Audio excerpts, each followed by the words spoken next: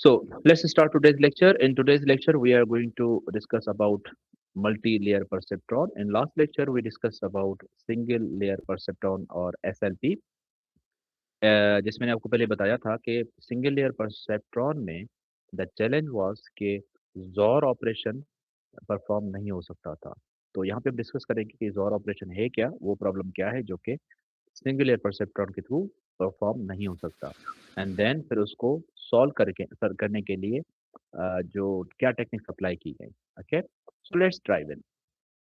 और जो चीज़ें इसके साथ डिस्कस करेंगे कि ज़ोर ऑपरेशन को सॉल्व करेंगे with machine learning, multi discuss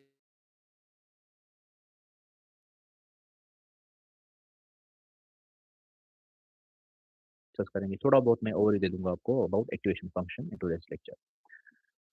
अब so before moving further, so let's have an overview about deep learning कि डीप लर्निंग में हमारे पास डेटा होती क्या है। तो फर्स्ट थिंग जो कि सबसे ज़्यादा इम्पोर्टेंट चीज़ है डीप लर्निंग में वो है डेटा की representation. Representation of data is very important.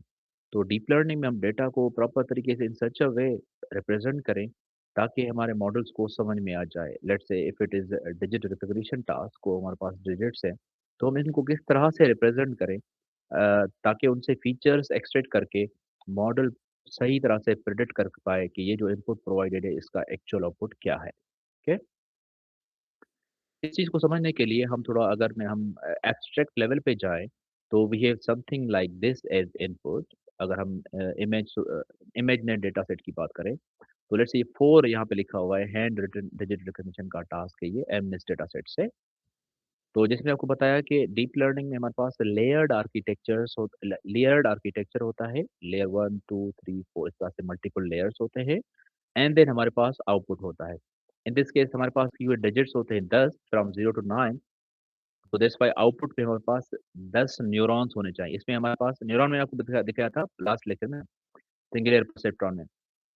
मैंने आपको बताया था आउटपुट लेयर पे कितने न्यूरॉन्स होने चाहिए, वो मैं आपको बाद में बताऊँगा। तो यहाँ पे बता रहा हूँ कि यहाँ पे क्योंकि 10 क्लासेस हैं, तो आउटपुट लेयर पे नंबर ऑफ न्यूरॉन्स जो होंगे दैट शुड बी 10, क्योंकि 10 क्लासेस है। अगर 5 क्लासेस होते तो 5 न्यूरॉन्स होंगे आउटपुट लेयर पे। ओके, 3 होंगे तो 3 न्यूरॉन्स, 4 होंगे तो 4 न्यूरॉन।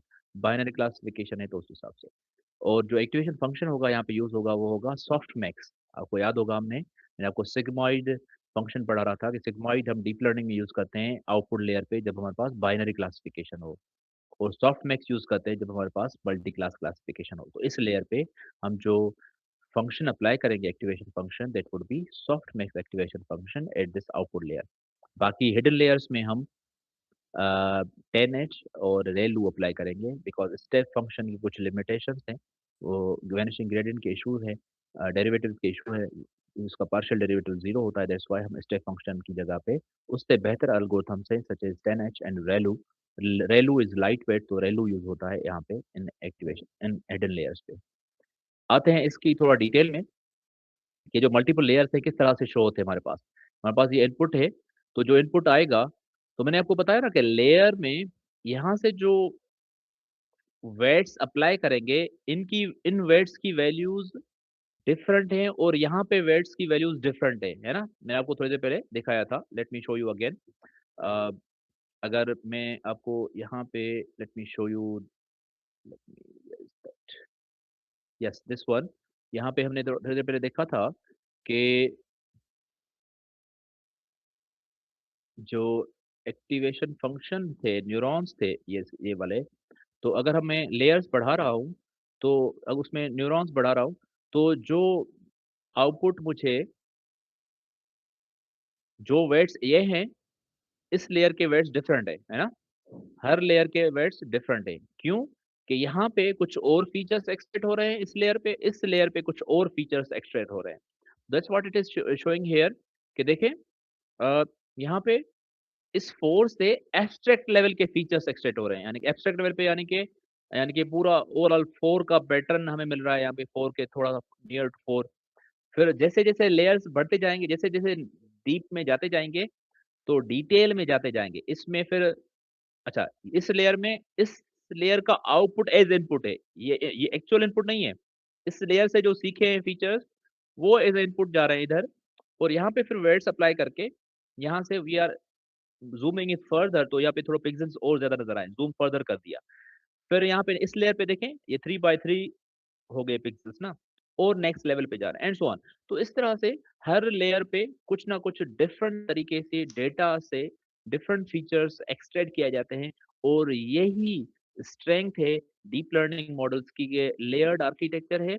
हर लेयर पे डिफरेंट टाइप्स के एब्स्ट्रैक्ट लेवल से डिटेल लेवल तक फीचर्स एक्सट्रैक्ट किए जाते हैं with help of words in this case, और सीएनएन होगा तो उसमें विद हेल्प ऑफ फिल्टर्स, और इस तरह से हमारे पास यहाँ पे सॉफ्टनेस का फंक्शन होगा जो यहाँ पे हमें फिर एस्टिमेट करके बताएगा कि कौन से क्लास की प्रोबेबिलिटी हाईएस्ट है। इन दिस केस दैट इज 4, तो हम वो आउटपुट फाइनल आउटपुट आएगा यहाँ पे। ठीक है, ये ओवरव्यू था अबाउट डीप लर्निंग का ना। अब हम डीप लर्निंग को 3 स्लाइड्स के थ्रू पढ़ने की कोशिश करें। ये 3 स्लाइड्स हमें डीप लर्निंग का एक शॉर्ट सा ओवरव्यू बता देगा कि ये डीप लर्निंग है क्या। यहाँ पे आप देख सकते हैं कि ये इनपुट दिया, लेयर 1, लेयर 2, और ये आउटपुट या प्रेडिक्शन। मैंने आपको जैसे थोड़ा प्रीवियस स्लाइड में दिखाया कि इनपुट लेयर 1 जो है, इसमें हमने कुछ वेट्स लगाएँगे, ठीक है? और लेयर 2 है, इसमें भी वेट्स होंगे। दोनों में वेट्स डिफरेंट होने चाहिए। अभी मैं बता चुका हूँ कि इसमें लेयर्स डिफरेंट लेयर है तो इसमें वेट्स अगर लेयर्स दोनों में वेट्स अगर सेम रखेंगे तो फिर तो फ़ायदा ही नहीं है ना। सिमिलर अंडरस्टैंडिंग होगी, सिमिलर तरह के तो इट्स बेटर कि हमारे पास यहाँ पे वेट्स दोनों में डिफरेंट हो। तो the our goal is to find the right values for these weights, है ना? ये गोल है। Once we get some prediction तो हमें नेक्स्ट स्टेप करना होता है क्या? कि हमें फिर चेक करना होता है कि हमने जो प्रेडिक्ट किया और एक्चुअल आउटपुट क्या था, उनमें जो डिफरेंस आएगा वो लॉस स्कोर होगा। तो मैंने हमने वैसे पढ़ा है कि वेट्स जो है at first instance first epoch में रैंडम वैल्यूज होंगी, तो हमें फिर क्या करना चाहिए, हमें इन वेट्स को अपडेट करना होगा। कैसे अपडेट करना होगा? बैकवर्ड प्रोपगेशन के थ्रू। ये फॉरवर्ड प्रोपगेशन आया, बैकवर्ड प्रोपगेशन के थ्रू हम क्या करेंगे, हमारे पास एक ऑप्टिमाइजर लगाया है। ऑप्टिमाइजर, डिफरेंट ऑप्टिमाइजर्स अवेलेबल हैं, आप अगेन डीप लर्निंग में पढ़ेंगे। एडम है और काफी सारे ऑप्टिमाइजर्स हैं। वो क्या करेंगे, वेट अपडेट फार्मूला अप्लाई होगा। We are trying to update the weights here, ठीक है? और अपडेट करते रहेंगे। Weight update formula, learning rate हम पढ़ चुके हैं प्रीवियस लेक्चर में, और उसके थ्रू हमने देखा कि किस तरह से ये तब तक करते हैं जब तक हमारा जो लॉस है वो घट ना जाए, मिनिमल लॉस ना हो जाए, और वो फिर हम स्टॉप वहाँ पे करेंगे जब या तो मॉडल कन्वर्ज हो जाए या हमें नंबर ऑफ इपॉक्स जो है वो स्टॉप हो जाए। ओके, ये एक जस्ट एक जेनेरिक डायग्राम है किसी भी डीप लर्निंग मॉडल का। यहाँ पे 2 लेयर्स है, they can be any number of layers depending on type and complexity of the problem. Okay? Moving further अब आते हैं कि लिमिटेशन जो है क्या है सिंगल लेयर परसेप्ट्रॉन की। मैंने आपको पहले बताया था सिंगल लेयर परसेप्ट्रॉन की लिमिटेशन ये थी कि it was not able to identify और सॉल्व कॉम्प्लेक्स प्रॉब्लम या नॉन लीनियर प्रॉब्लम। तो अब सारे प्रॉब्लम तो नहीं दे सकते, तो उस वक्त कुछ रिसर्चर्स ने कहा कि okay, try to solve sorry try to solve XOR operation, ठीक है ना? ज़ोर ऑपरेशन सॉल्व करके दिखाएं। XOR ऑपरेशन में ये क्या है कि when both inputs are 0, output is 0, and when both inputs are 1, output is 0. When both inputs are different, output is 1. ठीक है? तो अब हमारा लीनियर सिस्टम था, तो यहाँ अगर लाइन सिर्फ यहाँ पे ड्रॉ करते तो एक ये, फिर यहाँ पे ये मिसक्लासिफाई हो रहा है, ये सही हो रहा है लेकिन ये मिसक्लासिफाई हो रहा है। अगर यहाँ पे कर रहे हैं तो ये मिसक्लासिफाई हो रहा है। Then so we can't do it. So we need some non-linear technique जिस तरह जिसके थ्रू इस XOR प्रॉब्लम को सॉल्व कर पाएँ। ऑफ कोर्स अगर एक नॉन-लीनियर प्रॉब्लम को अगर कोई मॉडल सॉल्व कर सकता है तो फिर उसकी कॉम्प्लेक्सिटी को बढ़ाया जा सकता है उस मॉडल की, और इस तरह से और भी डिफरेंट नॉन-लीनियर प्रॉब्लम सॉल्व कर पाएगा। So this was a challenge provided जो कि सिंगल लेयर परसेप्ट्रॉन सॉल्व नहीं कर पा रहा था। SLP failed to solve XOR problem. तो फिर सॉल्व प्रॉब्लम को समझने के लिए लेट्स अंडरस्टैंड इस बेसिक कि XOR प्रॉब्लम है क्या? तो इस तरह से उन्होंने कहा कि okay to solve this problem why not to stack multiple perceptron. तो हमने क्या किया गया फिर, हमने रादर देन जस्ट एक लेयर इनपुट और आउटपुट लेयर रखें, उन्होंने कहा कि ये इनपुट लेयर है, ठीक है? और ये आउटपुट लेयर है, ये वाला। बीच में एक और लेयर ऐड कर दिया, ये वाला, third layer that is hidden layer. पहले भी काफ़ी पढ़ चुके हैं इसके बारे में, यहाँ पे अब ये एक्चुअल लेयर आ रहा है, हिडन लेयर। के और ये जो ब्लू है तीनों, ये परसेप्ट्रॉन्स हैं या एलटीयूज़ हैं। ये एलटीयू है, ये दूसरा एलटीयू, तीसरा एलटीयू है। इन दोनों का आउटपुट फिर इधर आ रहा है एज़ अ इनपुट। तो उन्होंने कहा स्टैक करें मल्टीपल परसेप्ट्रॉन को, तो इस तरह से हमारे पास एक मल्टी लेयर परसेप्ट्रॉन यानी कि एमएलपी बन जाएगा। ये एक लेयर, ये दूसरा और ये तीसरा, 3 लेयर्स हो जाएँगी। तो इस तरह के आर्किटेक्चर को एसएलपी नहीं। अब ये चीज़ डेप्थ में अंडरस्टैंड करने के लिए कि रिज़ॉल्व प्रॉब्लम को कैसे सॉल्व किया गया, let's dive into its further details and concepts. तो हम यहाँ पे अब समझेंगे कि एमएलपी प्रॉब्लम, एमएलपी यानी कि मल्टी लेयर परसेप्ट्रॉन के थ्रू ज़ॉर प्रॉब्लम को कैसे सॉल्व किया गया। उसमें हम समझने की कोशिश करेंगे फर्स्ट के ज़ॉर प्रॉब्लम है क्या, इसके फंडामेंटल्स देखेंगे डीएलडी और डिस्क्रीट स्ट्रक्चर के कॉन्सेप्ट के थ्रू, देन फिर will try to solve it with the help of multi layer perceptron. तो ज़ॉर प्रॉब्लम समझने के लिए हमारे पास अभी हम समझते हैं कि हमारे पास न्यूरल नेटवर्क इस तरह से है कि हम इनपुट देते हैं, वेट्स मल्टीप्लाई करते हैं, सम करते हैं, कोई एक्टिवेशन फंक्शन अप्लाई करके वी गेट द आउटपुट, ठीक है? And we are trying to solve linear problems, linear तो हो रहे हैं लेकिन इस तरह का complex problem, non linear problem solve नहीं हो रहा। तो हम करें क्या? The solution is XOR problem को हम इस तरह से, ज़ॉर ऑपरेशन को हम इस तरह से भी लिख सकते हैं कि एक अगर ऑर गेट हो, एक नंद गेट हो, नॉट एंड, और एक एंड गेट हो, इन दोनों का आउटपुट एंड ऑपरेशन करें, तो जो आउटपुट आएगा वो होगा ज़ॉर, ठीक है? तो इस चीज़ को देखते देखते हुए अगर हम इन एंड को x1, x2 as a input दें, और को सॉरी 0, 0, 0, 1, 1, 0, 1, 1, और नंद को भी इस तरह से वही सेम इनपुट दें, तो जो दोनों का और का और नंद का आउटपुट आएगा, उनको एंड करेंगे तो आउटपुट में जो वैल्यू आएँगी, वो ही ऑपरेशन होगा जो ज़ॉर होगा। तो ये हमें एक थोड़ी हिंट मिल गई। So let's try to mimic this in with the help of perceptrons. तो फिर हमने क्या किया, यहाँ पे हमने ये कहा कि ये इनपुट है x1 एंड x2, ये जो है x1 है और ये क्या है x2 है, इसी सेम डायग्राम को मिमिक कर रहे हैं। और ये और ऑपरेशन है, ये वाला और, ये और आ गया गेट हमारे पास, और ये नॉट एंड गेट आ गया, और यहाँ पे इनका दोनों का आउटपुट जो है यहाँ पे हम एंड गेट में दे रहे हैं, तो यहाँ से जो आउटपुट आएगा वो बेसिकली ज़ोर ऑपरेशन होगा। तो यानी कि मल्टी लेयर्ड आर्किटेक्चर बना गया, input, hidden layer, output layer. तो 3 लेयर्स आ गए, एक है एक लेयर ये, दूसरा लेयर और तीसरा लेयर, ठीक है? ये समझ में आ गया। अब आर्किटेक्चर समझ में आ गया, अब इसकी डिटेल देखते हैं विथ एग्जांपल कि वाक़ई ये काम भी करता है कि नहीं। लो let's see this. Let's x1 x2 both inputs हैं। h1 क्या शो कर रहा है? ये हिडन लेयर के 2 न्यूरॉन्स हैं। H1 मतलब हिडन लेयर का फर्स्ट न्यूरॉन, H2 मतलब हिडन लेयर का सेकंड न्यूरॉन। इस तरह से आपने नेमिंग कन्वेंशन अप्लाई करनी है, जो कि थोड़ा सेंसिबल हो। इसमें अगर लेयर्ड का अगर मैं कॉन्सेप्ट यूज़ करूँ तो यहाँ पे लेयर 2 है, ये लेयर 1 है फॉर एग्ज़ाम्पल, तो इसको मैं यहाँ पे 2 लिखता और यहाँ पे भी 2 लिखता। तो मुझे पता चल जाता कि सेकंड लेयर का फर्स्ट हिडन लेयर है, हिडन न्यूरॉन है, सेकंड लेयर का सेकंड हिडन न्यूरॉन है, ठीक है? And then y is the output. तो हिडन लेयर 1 जो है, इसका हमने ये इक्वेशन रखी है यहाँ पे, let's say 20 into x1 plus 20 into x2 minus, तो 20, 20 ये क्या है बेसिकली वेट्स हमने दिए हैं इनको। ये एक after doing lot of research, researchers ने कुछ ये वैल्यूज़ इक्वेशंस फाइंड करके डेमोंस्ट्रेट करने की कोशिश की कि इस आर्किटेक्चर को with these weights and these biases हम ये ज़ोर ऑपरेशन परफॉर्म कर सकते हैं विद दिस आर्किटेक्चर। तो 2 अगर वेट्स ये 20 रखे और -10 हमने बायस रखा, इस इक्वेशन में प्लग करेंगे, ये स्टेप फंक्शन अप्लाई किया और इस तरह H2 की इक्वेशन ये रखी -20 x1 -20 x2 प्लस 30, 30 बायस है, -20 इनका वेट्स है। यहाँ से दोनों से जो आउटपुट आएगा, तो उन पे जो हम 20 वेट्स अप्लाई करेंगे, H1 पे अप्लाई करेंगे 20 वेट और H2 पे अप्लाई करेंगे 20 वेट्स और -30 बायस अप्लाई करेंगे। यहाँ से जो आउटपुट आएगा दैट शुड बी ज़ोर operation. So let's see the first output. तो अगर x1 is 0 and x2 is 0, you see x1 is 0 and x2 is 0, तो XOR ऑपरेशन में आउटपुट 0 होना चाहिए, राइट? बोथ इनपुट्स आर 0 तो आउटपुट शुड बी 0। तो ये वैल्यू प्लग की हमने इस इक्वेशन में, तो ये भी 0 हो गया, ये भी 0 हो गया, -10 so यहाँ से आउटपुट आएगा -10। -10 पे अगर हम स्टेप फंक्शन अप्लाई करें, आउटपुट आया 0, ऐसा? स्टेप फंक्शन हम पढ़ चुके हैं लास्ट लेक्चर में कि अगर आउटपुट वैल्यू जो है इनपुट वैल्यू 0 से कम है, माइनस में है तो आउटपुट 0 आएगा। यहाँ पे अगेन सेम है, इसी इक्वेशन में अप्लाई करेंगे -20 इंटू x1 -20 इंटू x2, ये इनका आउटपुट आएगा 0 प्लस 30, तो 30 का स्टेप फंक्शन आउटपुट आएगा 1, क्योंकि प्लस की वैल्यू का स्टेप फंक्शन की वैल्यू रिजल्ट जो है वो 1 आएगा। सही है? तो अब H1 और H2 का आउटपुट आ चुका है। यहाँ से H1 की वैल्यू है 0 और H2 की वैल्यू यहाँ पे आ गई 1। ये हम यहाँ पे प्लग करेंगे, तो यहाँ पे अप्लाई करेंगे 0, तो ये 0 हो जाएगा। दैट इज़ हियर इट्स 0, और ये H2 1 जो है, यहाँ से आउटपुट जो आया 1 अप्लाई किया इंटू 20, तो 20 माइनस 30, तो आउटपुट आएगा -30। तो -30 पे स्टेप फंक्शन अप्लाई करेंगे तो आउटपुट आएगा 0। तो when both inputs are 0, XOR operation में आउटपुट 0 आएगा। Similarly, when both inputs are 1, तो XOR ऑपरेशन में आउटपुट क्या आएगा? 0.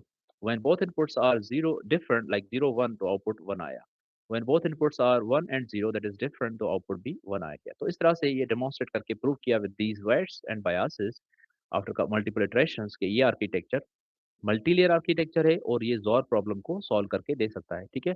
लीनियर क्लासिफिकेशन के थ्रू नहीं हो सकता था, तो एक नॉन लीनियर क्लासिफायर हमने डिज़ाइन किया with this type of way और इस तरह से इस प्रॉब्लम को with this example step by step with pen and paper हमने सॉल्व करके देख लिया, ओके? तो इससे हमें एक अंदाज़ा हो गया, पावर समझ में आ गया कि कितना पावरफुल ये सिस्टम हो सकता है और it can solve non linear problems as well. So here let's jump to its example problem कि पाइथन में इसका कोड कैसे होगा। टेंसरफ्लो एक लाइब्रेरी है जिसके थ्रू हम डीप लर्निंग के मॉडल्स को इम्प्लीमेंट करते हैं। टेंसरफ्लो के ऊपर एक लेयर है केरस के नाम से, जो कि एसएसएमडी के एब्स्ट्रैक्ट लेवल मॉडल है जो कि टेंसरफ्लो के ऊपर बना हुआ है। बेस लेयर इज टेंसरफ्लो, उसके ऊपर लेयर है केरस। केरस में we have different models such as models and layers, तो हम सीक्वेंशियल मॉडल यूज़ कर रहे हैं यहाँ पे और डेंस लेयर यूज़ कर रहे हैं। हमारे पास इनपुट में 0, 0, 0, 1, 1, 0 and 1, 1, x1 and x2 2 inputs हैं, फीचर्स 2 हैं, तो ये फीचर x में आ जाएगा और आउटपुट में ज़ोर ऑपरेशन का एक्चुअल आउटपुट होना चाहिए 0, 1, 1, 0, तो हमने वो y में रखा। मॉडल यानी कि ये आर्किटेक्चर बिल्ड कर रहे हैं, जो हमने प्रीवियस स्लाइड में देखा है आर्किटेक्चर यहाँ पे इन तीनों लाइन्स के थ्रू बना देंगे। हमने मॉडल को इनिशियलाइज़ कराया, ऑब्जेक्ट बनाया उसका, उसमें लेयर ऐड कर रहे हैं। यहाँ पे डेंस लेयर में 2 लिखा है। What does this mean? 2 मतलब कि जो इसमें नंबर ऑफ न्यूरॉन्स हैं वो 2 होंगे। ये हिडन लेयर है। अगर मैं वापस जाऊँ, आपको दिखाऊँ, ये हिडन लेयर है ना, इसमें नंबर ऑफ न्यूरॉन्स कितने हैं? 2, तो that's why we have here 2, okay.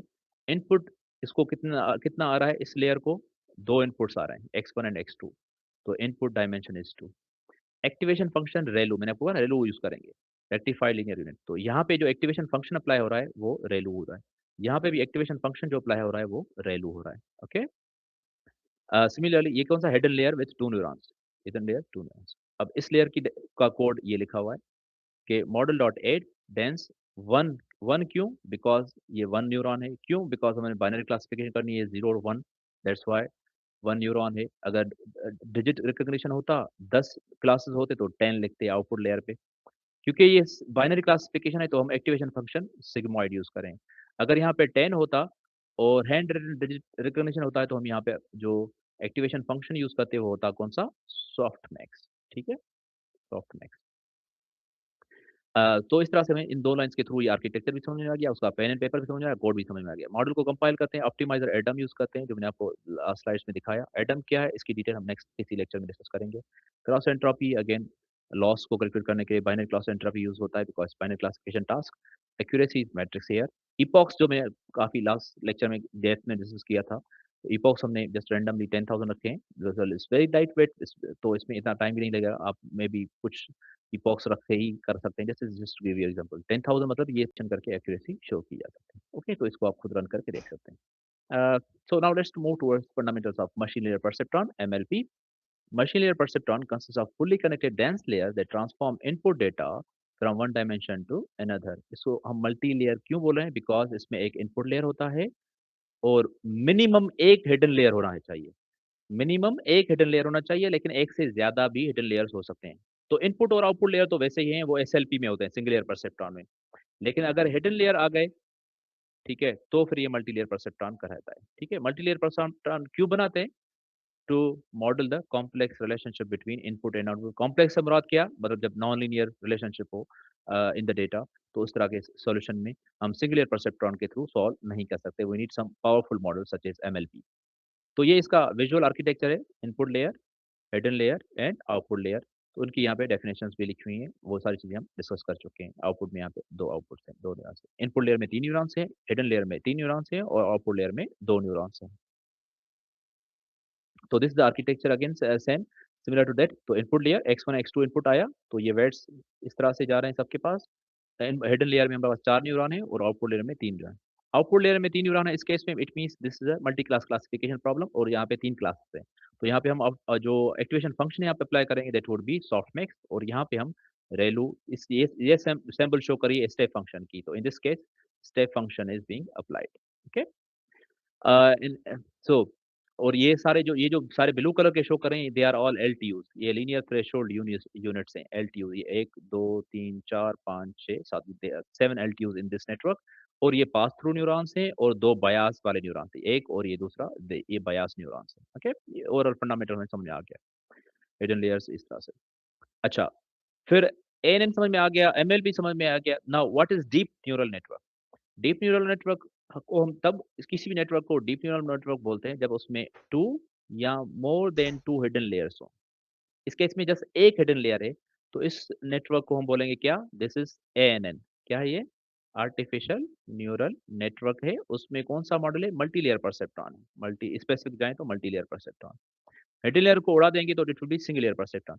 अगर 2 या 2 से ज़्यादा हिडन लेयर्स होते, तो ये कहलाता deep neural network. Deep neural network लेकिन थोड़ा डीप हो गया। डीप क्यों बोले? बिकॉज़ नंबर ऑफ लेयर्स इसमें बढ़ते जा रहे हैं, ठीक है? It has a huge depth to get features from the data at that multiple layers. Okay? फिर ये डेटा की रिप्रेजेंटेशन है, मैं बता चुका हूँ कि जो समटाइम्स सुपरस्क्रिप्ट में ये ऊपर जो है, ये लिखते हैं लेयर शो करने के लिए, ये 2 शो कर रहा है कि लेयर नंबर 2 के ये वैल्यूज़ हैं, एक्टिवेशन फंक्शंस हैं या व्हाटएवर, इस तरह से। यानी कि डिफरेंट लिटरेचर में, बुक्स में आपको नोटेशंस डिफरेंट मिलेंगे, okay? Just you can follow any you want. तो आर्टिफिशियल न्यूरल नेटवर्क का लर्निंग प्रोसेस में जैसे मैं आपको शुरू में बताया था कि 2 पार्ट्स हैं, लास्ट लेक्चर में बताया था। एक है फॉरवर्ड प्रोपगेशन और 1980s में फिर हमारे पास बैकवर्ड प्रोपगेशन आती है। Forward propagation is from left to right, input layer से हम एक्टिवेशन फंक्शन यानी कि लॉस तक पहुँचते हैं। बैकवर्ड प्रोपगेशन में हम मूव होते हैं फ्रॉम आउटपुट टुवर्ड्स इनपुट और आउटपुट से इनपुट में जाते हुए हमारा टारगेट क्या होता है कि हम रिड्यूस करें कॉस्ट फंक्शन को, एरर्स को रिड्यूस करें। वो कैसे हो सकता है? By updating weights and biases. कैसे अपडेट करेंगे वेट्स एंड बायस को? डिफरेंट ऑप्टिमाइजर्स के थ्रू। वेट अपडेट रूल हमने पढ़ा था, उसके अलावा डिफरेंट ऑप्टिमाइजर्स अवेलेबल हैं लिटरेचर में जो आप डीप लर्निंग में पढ़ेंगे। And the approach is to achieve the global minima. Minima क्यों चाहिए? If it is a cost, in this case cost function है, तो हमें global minimum value चाहिए और reduce the loss या cost को घटाना है। Okay? That's idea. तो इन चीज़ों ये चीज़ें करने के लिए हमारे पास कॉन्सेप्ट है ग्रेडिएंट डिसेंट का, general very generic optimization algorithm है, जिसमें the task is to minimize the cost function यानी कि ऑप्टिमाइजेशन का टास्क करना है। इसकी ज़्यादा डेप्थ में नहीं जाना है, जिसके इसको मैं आपको ओवरव्यू दूँगा with visuals for example here. अगर इसको हम इस एग्जांपल को आप देखें यहाँ पे, तो सॉरी मैं ज़ूम आउट करता हूँ ताकि मैं यहाँ पे टाइप कर सकूँ। ये जो एक्स एक्सिस है ना, ये शो कर रहा है वेट्स को ना, डब्ल्यू वेट। और लेट्स से क्योंकि हमने कहा कि वेट्स हम रैंडमली असाइन करते हैं, तो लेट्स से हमने वेट असाइन किया रैंडमली, उसकी वैल्यू ये थी। ये वैल्यू थी रैंडम। ये वेट की वैल्यू थी, उस वैल्यू के बेसिस पे जो कॉस्ट आई वो ये आई। दैट इज़ टू मच ना। एंड आवर टारगेट इज़ कि हमारे पास जो कॉस्ट आए, यानी कि ये कॉस्ट हो, मिनिमल कॉस्ट हो। तो this is the global minimum value और ये कॉन्वेक्स शेप है। मिनिमम वैल्यू ये हमारा ऑब्जेक्टिव। ये ऑब्जेक्टिव तब हो सकता है जब वेट की वैल्यू हम थोड़ा-थोड़ा बढ़ाते आएँ। तो ये इटरेशंस हैं, इपॉक्स हैं, डिफरेंट इपॉक्स के थ्रू हम स्लोली आहिस्ता-आहिस्ता वेट की वैल्यू को बढ़ा रहे हैं, जैसे मैंने आपको लास्ट लेक्चर में बताया था। स्लो उसमें पुराने वेट में नया वेट अपडेट हो रहा है, तो ये वेट की वैल्यू इंक्रीज़ हो रही है। वेट की वैल्यू यहाँ से क्या हो रहा है? इंक्रीज़ हो रही है, प्लस हो रही है। यहाँ तक पहुँचेगी, we need to stop because this इस जगह पे कॉस्ट कम से कम है। अच्छा, सिर्फ इंक्रीज़ नहीं, नेगेटिव भी हो सकता है, जैसे हमने लास्ट लेक्चर में देखा कि हो सकता है कि हमने कॉस्ट की वेट की वैल्यू जो है, डब्ल्यू की वैल्यू ज़्यादा रख दी हो। हमने लेट्स से 0.8 रख दी हो। और हमारा जो ऑप्टिमल सॉल्यूशन था वो लेट्स से 0.2 पे था। वेट की वैल्यू जब 0.2 होती वहाँ पे सॉल्यूशन था। तो हमें क्या करना होगा? वेट की वैल्यू को माइनस करना होगा स्लोली करते यहाँ तक पहुँचना होगा। ठीक है? तो जब हमारे पास वेट की वैल्यू हायर होती है तो हमें उसको घटाना होता है और स्लोप पॉज़िटिव की तरफ होता है। ठीक है? ये पॉज़िटिव और नेगेटिव क्या है? जब आप बैक प्रोपोर्शनल एल्गोरिथम पढ़ेंगे उसका चेन रूल डेरिवेटिव पढ़ेंगे तो वहाँ से आपको ये पॉज़िटिव और नेगेटिव स्लोप ज़्यादा समझ में आ जाएगा। और अगर यहाँ पे ये नेगेटिव स्लोप तब होता है जब हमारे पास वेट्स की वैल्यू कम होती है और वैल्यूज़ को प्लस करते-करते अपडेट करके पॉज़िटिव की तरफ लेके जाना। यानी कि यहाँ पे बहुत वैल्यू कम थी, उसको बढ़ाना था और यहाँ पे बहुत ज़्यादा हो गई थी, उसको घटाना था। तो रीच द ग्लोबल मिनिमम। तो ये इस तरह से, तो we need to increase the weight here if we are here, increase करना है वेट, वेट को बढ़ाएँगे। If we are here we need to decrease the weight such a way कि हम ग्लोबल मिनिमम तक यहाँ तक पहुँचे। Okay? This is the idea, generic visual idea about gradient descent. इसकी डेप्थ में, इसके अंडरस्टैंडिंग में फर्दर नहीं जा रहे। नेक्स्ट इज़ हमारे पास एक है लर्निंग रेट, जो मैंने आपको बताया था ना, ये ईटा लर्निंग रेट पड़ा था। इसको मैं वैल्यू आपको बताई क्या थी? 0.01 यानी कि 1%। ये बहुत कम क्यों रखी थी या 0.1 क्यों रख रहे हैं या 0.1 क्यों रखते हैं बाय डिफ़ॉल्ट? बिकॉज़ ताकि ये जो कन्वर्ज हो स्लोली कन्वर्ज हो। बहुत ज़्यादा टू स्मॉल कर देंगे इसको अगर वेरी स्मॉल कर देंगे, बहुत ज़्यादा स्मॉल कर देंगे, तो it may take infinite time. Let's say मैं इसको वैल्यू रखता हूँ 0.000001, तो क्या होगा, जो एरर आएगा उसका 0.001% 0.001% टाइम इंक्रीमेंट करेगा या डिक्रीमेंट करेगा।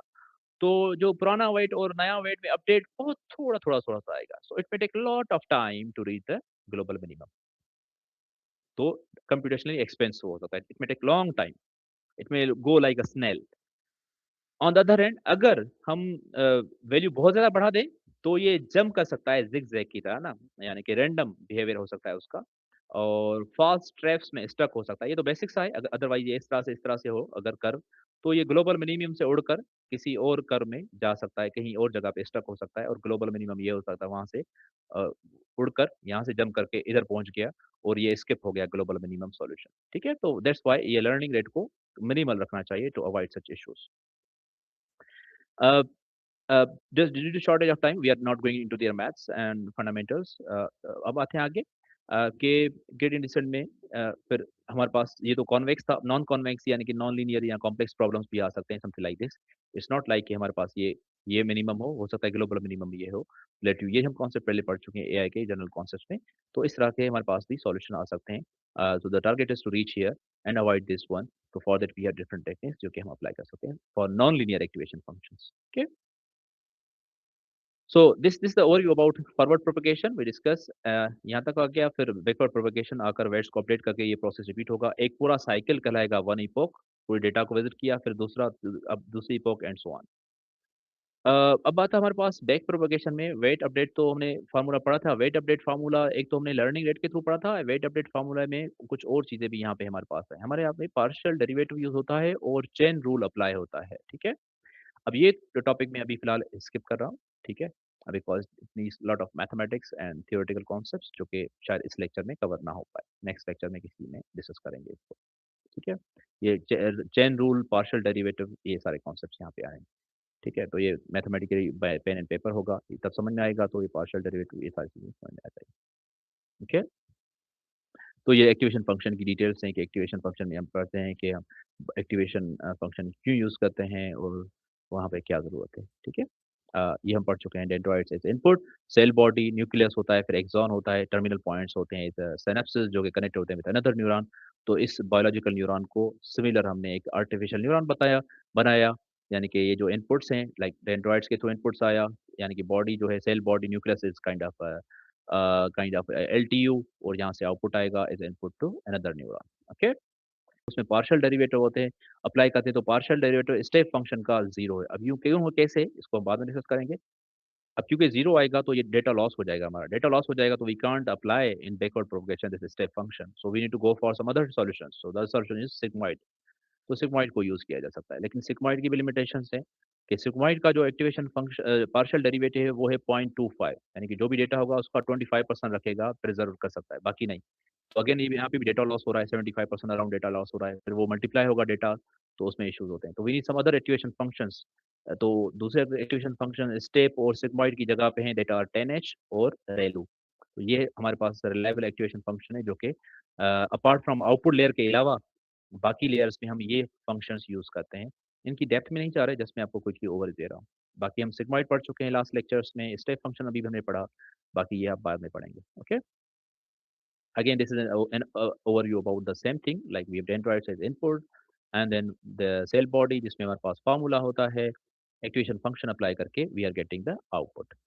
अच्छा, अगर एक्टिवेशन फंक्शन हमारे पास 10H है तो उसकी वैल्यूज इस रेंज में आती हैं बिटवीन -1 एंड +1।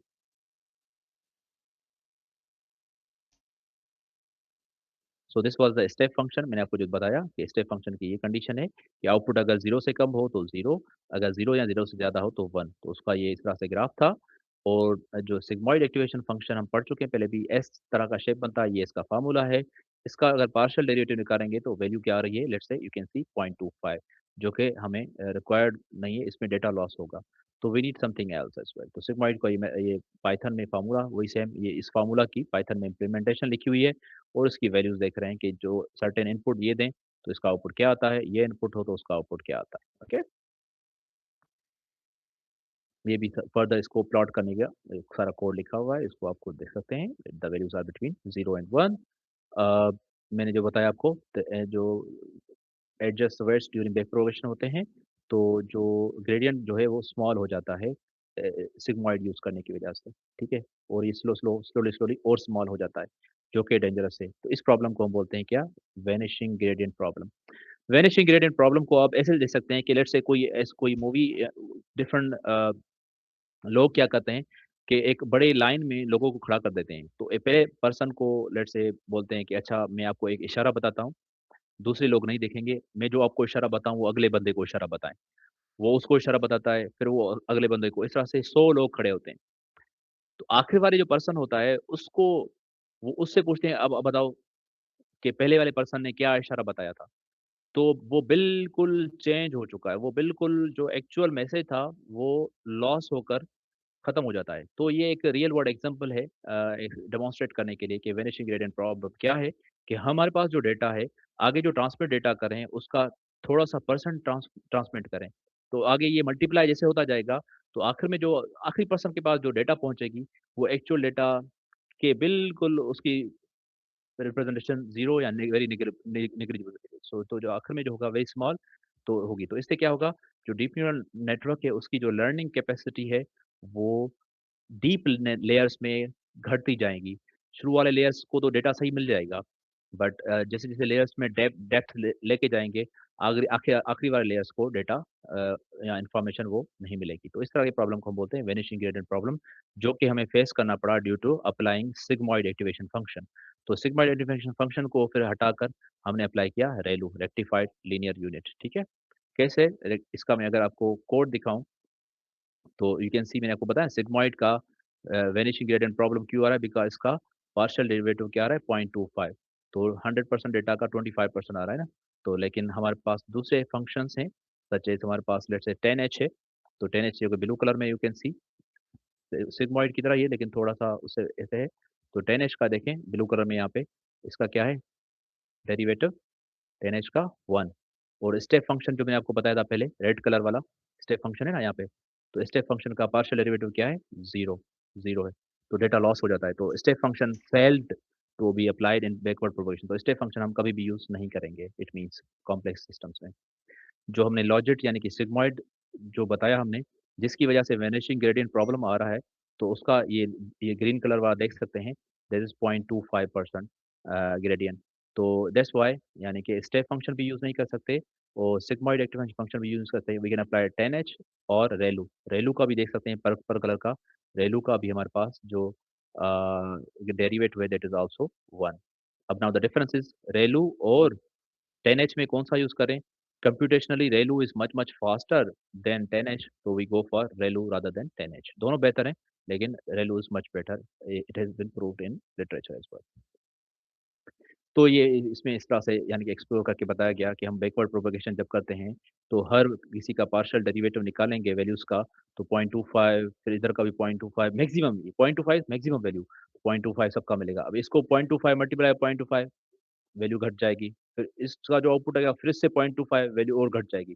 तो ये इस तरह से लेयर जैसे-जैसे बढ़ाते जाएँगे इसका आउटपुट और घटता जाएगा। तो आउटपुट घटता जाएगा इट मीन्स आखिरी वाले जो डीप लेयर होंगे उनका आउटपुट बहुत कम होगा। So that's the challenge that can not be that is the problem basically that is a vanishing gradient problem that should be solved. तो वो कैसे सॉल्व हुआ हमने स्टेप फंक्शन को अप्लाई सॉरी सिग्मॉइड फंक्शन की जगह पे हमने रेलू या 10h अप्लाई किया। सो 10h क्यों कंप्यूटेशनली एक्सपेंसिव है? क्योंकि उसमें ई पावर एक्स माइनस ई पावर माइनस एक्स यूज़ हो रहा है और नीचे भी ई पावर एक्स प्लस ई पावर एक्स तो ये कैलकुलेशन बहुत ज़्यादा एक्सपेंसिव है। हालाँकि इसका डेरिवेटिव 1 है, बट जो हमने पढ़ा बताया आपको स्टेप फंक्शन वो आसान है और वो सिंपल है। क्यों? कि उसका जो फ़ॉर्मूला है वो ये है कि मैक्सिमम ऑफ 2 वैल्यूज़ बस सिंपल सी कैलकुलेशन है कि जो इनपुट आएगा अगर एक्स की वैल्यू माइनस है, लेट्स एक्स इज़ -4 तो ये क्या करेगा 0 उठाएगा। अगर x माइनस में 1000 है, फिर भी ये 0 उठाएगा। अगर x प्लस 4 है, तो फिर ये जो इनपुट होगा 4 होगा तो ये 4 कर देगा। अगर इनपुट x 6 है, तो आउटपुट 6 यानी कि इनपुट अगर जो भी पॉज़िटिव होगा 0 एंड ऑनवर्ड्स तो वो same as it is show करेगा। नेगेटिव सारी वैल्यूज़ को 0 कर देगा।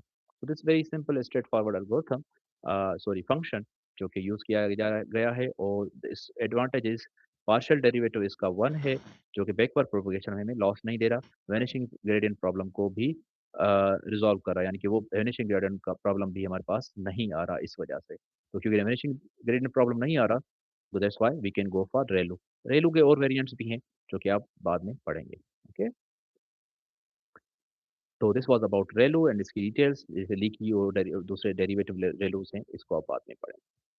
देन मैंने आपको जो बताया सॉफ्टमैक्स एल्गोरिथम, सॉफ्टमैक्स फंक्शन हम यूज़ करते हैं for multi class classification task. हमारे पास मल्टीपल प्रोबेबिलिटीज़ आती हैं, तो वो क्लास जिसकी प्रोबेबिलिटी सबसे ज़्यादा ज़्यादा आएगी, तो उसको सेलेक्ट किया जाएगा। Okay? This is example of a softmax. हमारे पास लेट्स से 3 क्लासेस हैं, कैट, डॉग एंड रैबिट। तो इस पे हम अप्लाई करके ये फॉर्मूला अप्लाई करके देख सकते हैं with this code and we can see कि इसमें प्रोबेबिलिटी कौन से की सबसे हाईएस्ट आई है, ये फर्स्ट वाले की आई है।